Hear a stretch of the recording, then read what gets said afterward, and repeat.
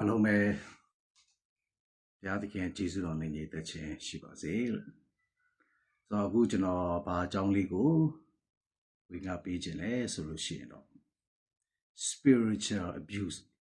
ဝိညာဉ်ရေးရာအနိုင်ကျင့်စော်ကားခြင်းဆိုတဲ့ခေါင်းစဉ်နဲ့ကျွန်တော်နည်းနည်းဝေငှပေးခြင်းဆိုဝိညာဉ်ရေးရာအနိုင်ကျင့်စော်ကားတယ်ဆိုတာကတော့ဘာသာရေးခေါင်းဆောင်အမှုတော်ဆောင်ပေါ့နော်အမှုတော်ဆောင်တယောက်ကဖြစ်စေသူအဖွဲ့အစည်းတစ်ခုကဖြစ်စေပေါ့နော်ဆိုတော့သူတို့ရဲ့ဩဇာအာဏာနဲ့သူတို့ရဲ့ဝိညာဉ်ရေးရာအခွင့်အာဏာတွေကိုအသုံးပြုပြီးတော့ပဲဖြစ်ဖြစ်ကျမ်းစာကိုကင်ပြီးတော့ကျမ်းစာကိုအခြေပြုပြီးအလွဲသုံးစားအတိတ်ပဲဖွင့်ဆိုပြီးတော့မှယုံကြည်သူတွေရဲ့စိတ်ပိုင်းဆိုင်ရာကိုထိန်းချုပ်ချိန်ချောက်ဖိနှိပ်အဲ့ဒါကိုပြောချင်တာဖြစ်တယ်သူတို့ရဲ့ပြောဆိုမှုတွေကနေထွက်လာတဲ့အရာသူတို့ရဲ့ဒီ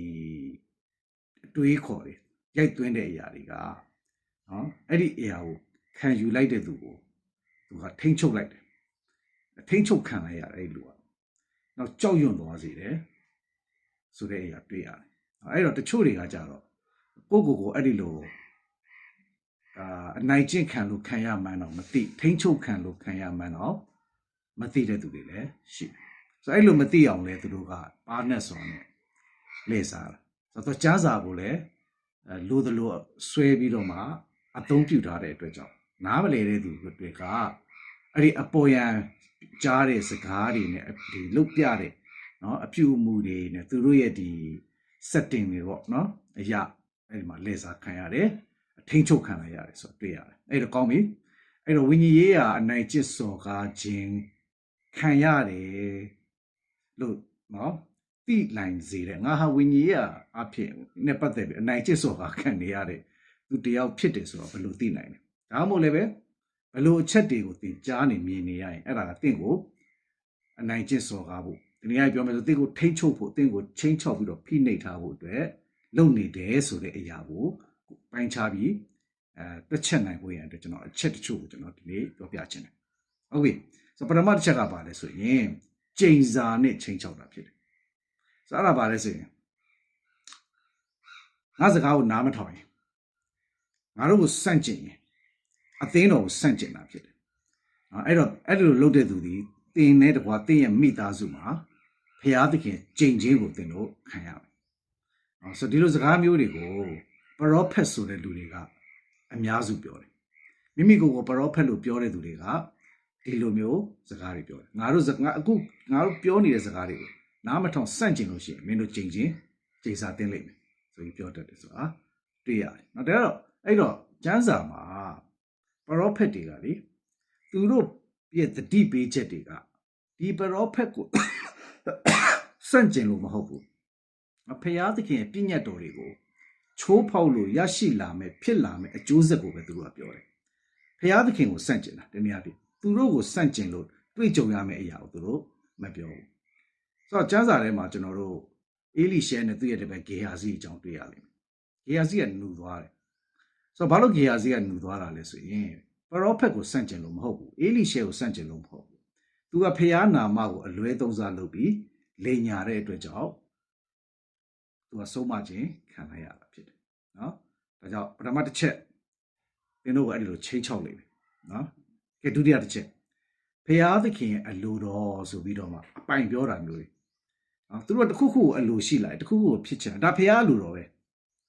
ဆိုပြောတာဒါဖျားသခင်ကကျွန်တော်တို့စကားပြောတယ်ဖျားသခင်အလိုတော်ကခမည်းကိုဒါလုပ်ဖို့အတွက်အလိုရှိတယ်ဆိုပြီးကျွန်တော်ကိုပြောခိုင်းနေတယ်အဲ့တော့ဥပမာအဖြစ်ဖျားအလိုတော်ခမည်းရဲ့အိမ်ကိုရောင်းပြီးလူခိုင်းတယ်ခမည်းရဲ့အဲ့ဒီရှိနေတဲ့မြေခွက်ကိုရောင်းမလိုက်ပါရောင်းပြီးတော့လူလိုက်ပါဟလားအဲ့ဒီအလုပ်ကနေထွက်လိုက်ပါစသည်ဖြင့်ပေါ့နော်ဒါမျိုးတွေပြောခိုင်းအဲ့ဒါဖျားသခင်အလိုရှိတယ်ဆိုပြီးတော့မှပြောတာဆိုအဲ့ဒီလိုပြောတဲ့အခါမှာလူကယုံသွားပြီးတော့မှကြောက်ရွံ့သွားပြီးတော့မှအဲ့ဒါဖျားအလိုတော်လားဆိုပြီးတော့မှလူလိုက်တဲ့အခါမှာနောက်ဆိုကိုနေဖို့အိမ်တော်မရှိဖြစ်သွားတဲ့သူတွေရှိတယ်ဒါမှကျွန်တော်ကြားနေရတယ်နော်တကယ်အပြင်မှာတကယ်ရှိတာနေစရာအိမ်ပြောက်သွားလူလိုက်တာနေစရာအိမ်ပြောက်သွားတယ်ကိုပိုင်ဆိုင်တဲ့အရာတွေဆုံးရှုံးသွားတယ်ဆိုတော့ကျမ်းစာထဲမှာသခင်ယေရှုကသင်၌ရှိသမျှကိုရောင်း၍ဆင်းရဲသောသူကိုပေးဝေလောဆိုပြီးတော့ပြောထားတာရှိတယ် ဆိုတော့တမန်တော်ဝိထုမှာလည်းပဲကနဦးအသင်းတော်ကလူတွေကသူတို့ရဲ့ရှိသမျှကိုလူပြီးတော့မှာတဲ့အတူတကွစားသုံးကြတယ်တဲ့အဲ့တော့မိဆန္ဒနဲ့မိပဲဆိုတော့သခင်ယေရှုကဒီအရာရှိငယ်လေးကိုပြောလိုက်တယ်မင်းရှိတဲ့ဟာရောင်းပြီးစင်းတော့ပေးလေသူမပေးခြင်းလည်းရတယ်သူပေါ်ပဲဒါသခင်ယေရှုပြောတဲ့စကားနော်နားမထောင်ခြင်းလည်းရတယ်အဲ့တော့ဒီတမန်တော်ဝိထုခန်းကြီး၄ထဲမှာလည်းပဲပြောင်းလဲလာတဲ့သူတွေရှိသမျှကိုပေးပြီးတော့မှလူကြအဲ့ထက်ဘာနာဘတ်လည်းပါလာပေါ့ဗျာနော်ဆိုတော့သူတို့ကလူတဲ့အခါမှာသူတို့လူလိုက်ချင်းကြောင့်နော်အဲ့တမန်တော်တွေပေတရုတို့ဟုတ်လားအဲ့ဒီမှာရှိနေတဲ့သောမတ်ဆိုမှစရွေပေါ့နော်တမန်တော်တွေအကုန်လုံးအဲ့ဒီမှာရှိနေသေးတယ်အဲ့ဒီချိန်ကဆိုတော့သူတို့တွေမချမ်းသာပါဘူးတနည်းအားဖြင့်ဒီနေ့ခေတ်စကားနဲ့ပြောရင်ခင်ဗျားတို့လူလိုက်တဲ့အလူကြောင့်နော်အမှုတော်ဆောင်တွေမချမ်းသာပါဘူးဘာကြောင့်လဲဆိုတော့သူတို့အဲ့ဒီအလူကိုသူတို့မယူဘူးသူတို့ကအားလုံးအတွက်ပြန်သုံးတာဖြစ်တယ်နော်အဲ့တော့အဲ့ဒါလေးကိုပိုင်းခြားကြည့်တယ်ခင်ဗျားလူလိုက်လို့အဲ့ဆရာကချမ်းသာတဲ့ချမ်းသာလာတယ်ဆိုရင်တခုခုတော့မားနေပြီဆိုတာကိုညသဘောပေါက်ဖို့ရှိတယ်နော်ဆိုတော့ဘုရားသခင်အဲ့လိုရှိတယ်ခင်ဗျားအိမ်ရောင်းပြီးလူလိုက်ပါမြေရောင်းပြီးလူလိုက်ပါဘာလူလိုက်ပါစသည်ဖြင့်ဒီလိုမျိုးပြောလာရင်အဲ့ဒါခင်ဗျားကိုအနိုင်ကျင့်တာပဲဟုတ်ပြီနံပါတ်3ဝေဖန်မှုကိုပိတ်ပင်တဲ့အရာဘုရားသခင်ဗိသိက်ပေးထားတဲ့သူကိုမဝေဖန်ရဘူးဝေဖန်ရင်အပြစ်ဖြစ်လိမ့်မယ်နော်မဝေဖန်ရဘူးဘယ်လိုခေါ်မလဲအပြစ်မတင်ရဘူးစသည်ဖြင့်ပေါ့နော်မကောင်းမပြောရဘူးမကောင်းမပြောဘူးဆိုတော့မားနေတာကိုမားနေတယ်လို့တော့ပြောခွင့်မရှိဘူးဆိုပြီးတော့မှအဲ့ဒီလိုမျိုးကျမ်းစာကိုအလွဲသုံးစားလုပ်ပြီးသူတို့ကိုသူတို့ကာကွယ်ပြီးတော့ခင်ဗျားတို့ကြတော့ပါဇက်ပေါက်တွေကိုအတင်းပိတ်ခိုင်းတယ်အဲ့ဒါကခင်ဗျားတို့ရဲ့လွတ်လပ်စွာပြောဆိုပိုင်ခွင့်ကိုအတ္တမပိတ်ပင်ခံရတာဖြစ်တယ်ဆိုတော့ကျမ်းစာထဲမှာကောရာနဲ့အဖွဲ့ကမြေမြူသွားတော့ကျွန်တော်တို့ကျမ်းစာထဲမှာဖတ်ရတယ်နော်ဆိုတော့ရုပ်တရက်ကြည့်လိုက်ရင်တော့အာယုံနဲ့မောရှေကိုဆန့်ကျင်လို့ပဲနော်လို့ယူဆဒါပေမဲ့အဲ့ဒါကအင်မတန်တိမ်တဲ့အတွေ့ဖြစ်တယ်နော်မောရှေနဲ့အာယုံဆန့်ကျင်လို့မြေမြူတယ်ဆိုတာတဲ့တကယ်ကဖျားသခင်စီစဉ်ထားတဲ့ခန့်အပ်ထားတဲ့ပြင်ဆင်ထားတဲ့စနစ်တစ်ခုလုံးကိုသူတို့ကပုံကန်တာဖြစ်တယ်အဲ့ဒါအဲ့ဒီရဲ့အကျိုးဆက်လူတဦးတယောက်အပေါ်မှာပုံကန်ခြင်းတဲ့စနစ်တစ်ခုလုံးကိုသူတို့ဆန့်ကျင်တာဖြစ်တယ်ဆိုတော့ကျွန်တော်နားလည်လို့ရှိတယ်နောက်ပြီးတော့မှအဲ့ဒီအခြေခါရဲ့အခြေအနေနဲ့နော်ဖျားသခင်ကိုယ်တိုင်ဥဆောင်နေတဲ့အရာနော်အဲ့ဒီအရာတွေအပေါ်မှာဒီကောရာတို့ကဆန့်ကျင်ပုံကန်တာဖြစ်တယ်အဲ့ဒါကိုမြူပြီးတော့မှဟလာဘုရားခန့်အပ်ထားတဲ့သူဘုရားဗိသိက်ပေးထားတဲ့သူကိုမဝေဖန်ရဘူးအပြစ်မပြောရဘူးစသည်ဖြင့်လုပ်လို့မရဘူးနော်ကောရာတို့ကအပြစ်ပြောရုံဝေဖန်ရုံမဟုတ်ဘူးသူတို့ကဒီအာယုံတို့ရဲ့နေရာကိုယူဖို့အထိသူတို့ကလုပ်တာဖြစ်တယ်ဆိုတော့ဗိသိက်ပေးထားတဲ့သူကိုမပြောရဘူးလို့ခင်ဗျားကိုပြောလာရင်အဲ့ဒါခင်ဗျားရဲ့လွတ်လပ်ခွင့်ခင်ဗျားရဲ့ပြောဆိုပိုင်ခွင့်အတ္တမပိတ်ပင်ခြင်းပဲဖြစ်ပါတယ်နံပါတ်4တစ်ချက်ပြောမယ်အဲ့ဒါပါလဲဆိုရင်ခင်ဗျားတို့ကိုတခြားအသင်းတော်တွေနဲ့လုံးဝတားဆီးပလိုက်တာတခြားအသင်းတော်တခြားသောအမှုတော်ဆောင်တွေနဲ့ဆက်ဆံမှုကိုလုံးဝကန့်သတ်ပလိုက်တာဒီအသင်းတော်ကလွဲရင်အခြားအသင်းတော်တွေဟာအမားတွေဖြစ်တယ်နော်တခြားသူတွေတော့မပေါင်းနဲ့တခြားအသင်းတော်ကိုမလူနဲ့တခြားအသင်းတော်ကိုမသွားနဲ့နော်အဲ့ဒါသွားရင်ခင်ဗျားအချိန်ကုန်တာဖြစ်တယ်ခင်ဗျားအမင်္ဂလာတွေကိုရောက်တာနေရာမှားကိုရောက်သွားတာဖြစ်တယ်ဟလားအဲ့ဒီနေရာကိုသွားလူရင်ခင်ဗျားလူတန်းမှုကအချီးနှီးဖြစ်သွားမယ်ကောင်းကြီးမဖြစ်ဘူးဆိုပြီးတော့မှနော်ယုံကြည်သူတွေကိုအခြားသောယုံကြည်သူတွေအခြားသောသာသနာလုပ်ငန်းတွေအခြားသောဘုရားသခင်ကိုယ်တိုင်ပါဝင်ခိုင်းတဲ့နေရာတွေထိတွေ့ခိုင်းတဲ့သူတွေနဲ့ကွဲပြားသွားအောင်ကွဲခြားအောင်ခင်ဗျားတို့ကိုလုပ်လိုက်တာဖြစ်တယ်အဲ့ဒီလိုချိန်ချောက်တဲ့အသင်းတော်တွေရှိတယ်သူတို့ကလွဲလို့ဘယ်ကိုမှမသွားရဘူးသွားတာနဲ့ခင်ဗျားကိုဒုက္ခရောက်တယ်လို့ပြောတယ်သွားတာနဲ့ခင်ဗျားပြဿနာကြုံရလိမ့်မယ်ခင်ဗျားကိုဘုရားသခင်ဆုံးမလိမ့်မယ်ဆိုပြီးတော့မှဒီလိုပြောတာဆိုတော့ဒါကတင်းရဲ့ဆုံးဖြတ်ချက်ကိုအတ္တမစီးနေတိုက်ခိုက်ခံရတာဖြစ်တယ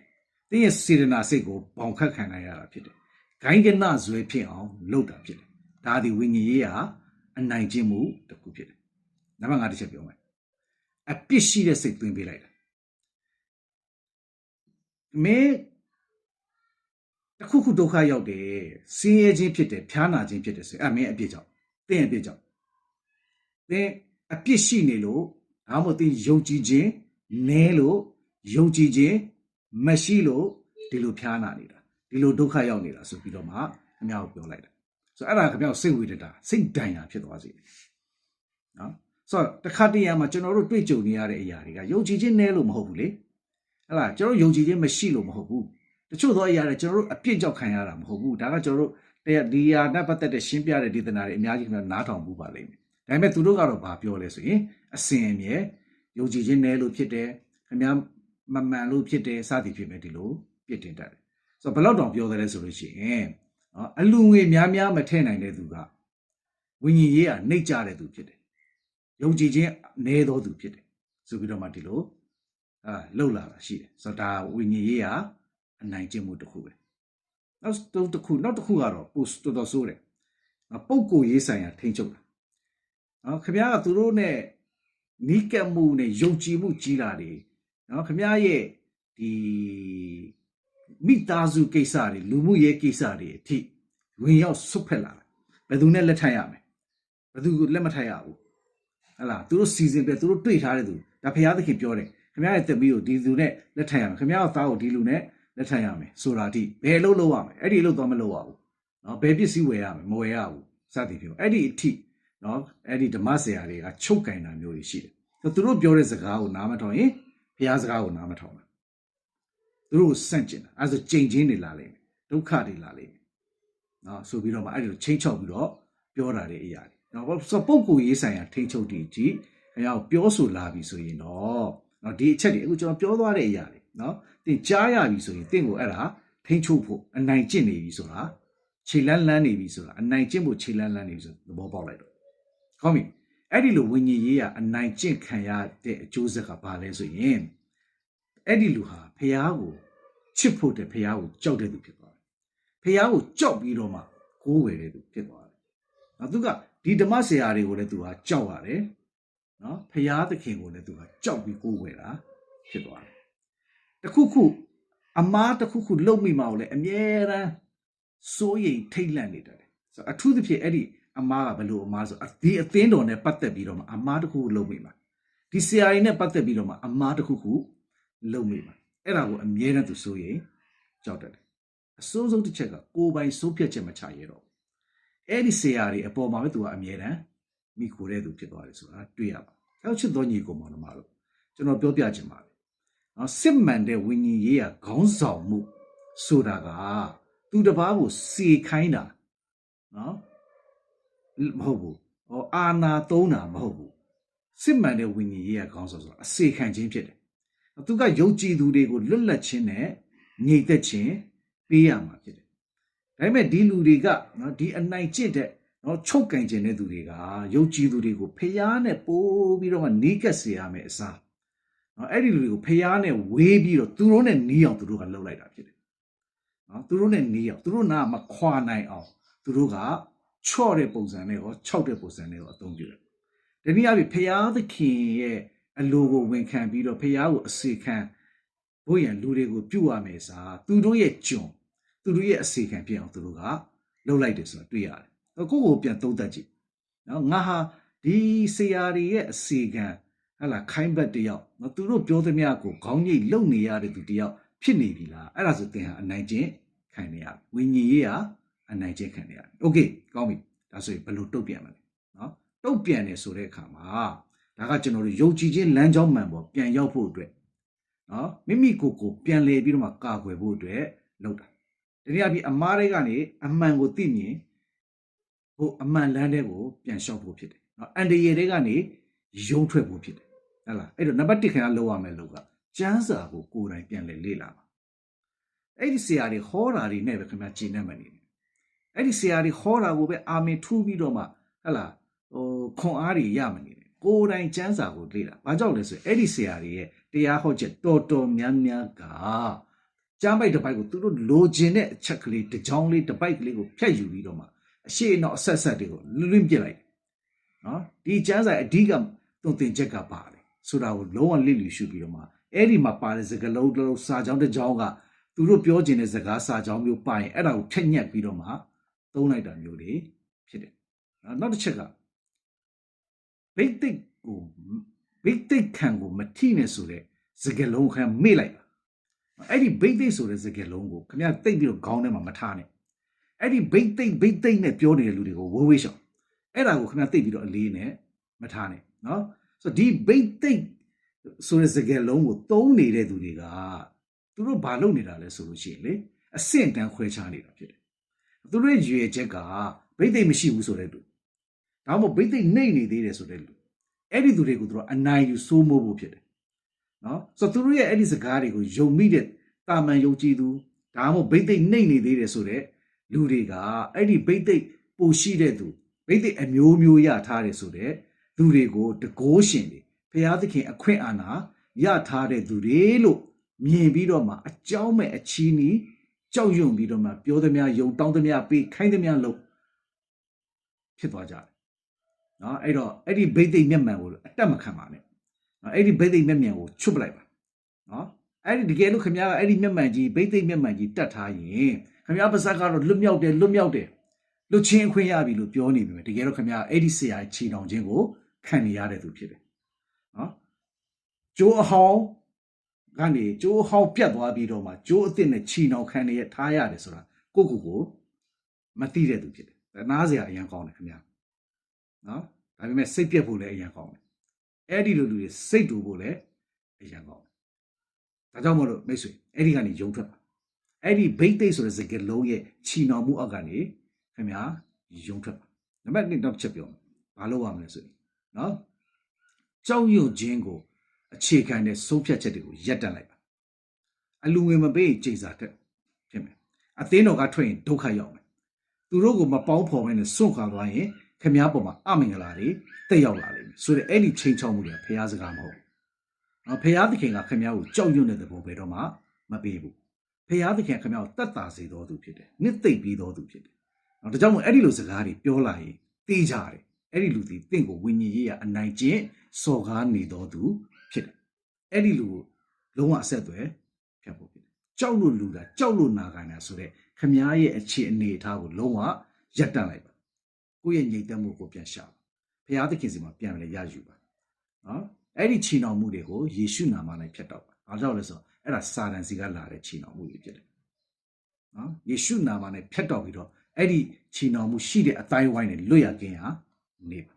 နောက်တစ်ချက်ပြောမယ်ဘာလို့ရမလဲဆိုရင်ကိုယ်ပိုင်နေမိတ်ကိုယ့်ရဲ့နေရာရက်တည်မှုကိုစုပ်ကိုင်ချစ်တော်ညီကောင်တော်မှာဓမ္မဆရာဆိုတာလေလမ်းပြတဲ့သူဖြစ်တယ်။တွင်တင်ပဲ့ပြင်ပေးတော်သူဖြစ်တယ်။နော်ပိုင်စိုးပိုင်နေလုတ်ပိုင်ခွင့်ရှိတော်သူမဟုတ်ဘူး။အဲ့တော့တင့်ကိုပိုင်စိုးပိုင်နေဟဟလားအခွင့်အာဏာရှိနဲ့ပြောနေဆိုနေပြီဆိုရင်အဲ့ဒါဓမ္မဆရာမဟုတ်ဘူး။တင့်ရဲ့ကိုယ်ပိုင်ငွေကြေးတင့်ရဲ့မိသားစုကိစ္စကိုရေးကိုတာဆုံးဖြတ်ချက်တွေကိုဝင်ရောက်ဆွတ်ဖက်လာတဲ့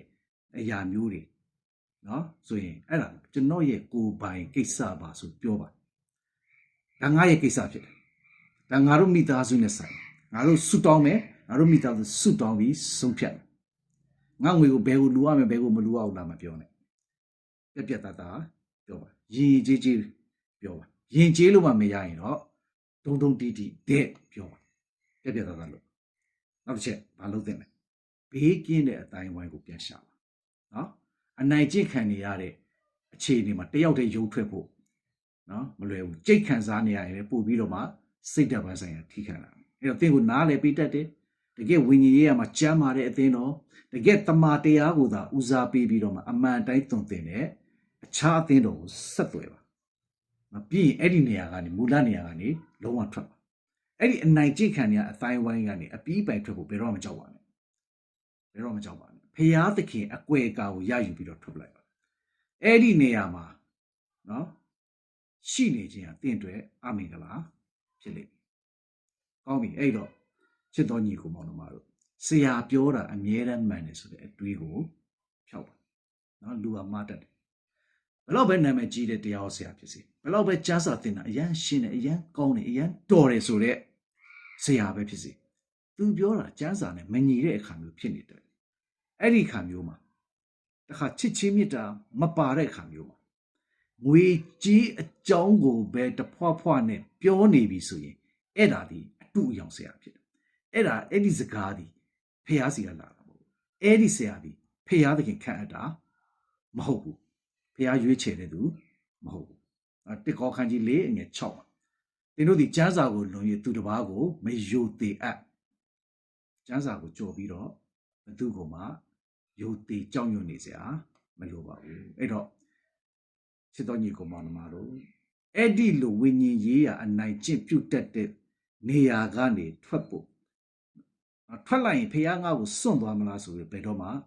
မစိုးရိမ်ပါနဲ့ဖះသခင်ကတင့်ကိုအနိုင်ကျင့်ခံရတဲ့စနစ်ထဲမှာရှိစေခြင်းနဲ့ဖះသခင်မဟုတ်ဘူးဝင်လေး၍ပင်ပန်းသောသူငါထံသို့လာငါချမ်းသာပေးမယ်လို့ဖိတ်ခေါ်တဲ့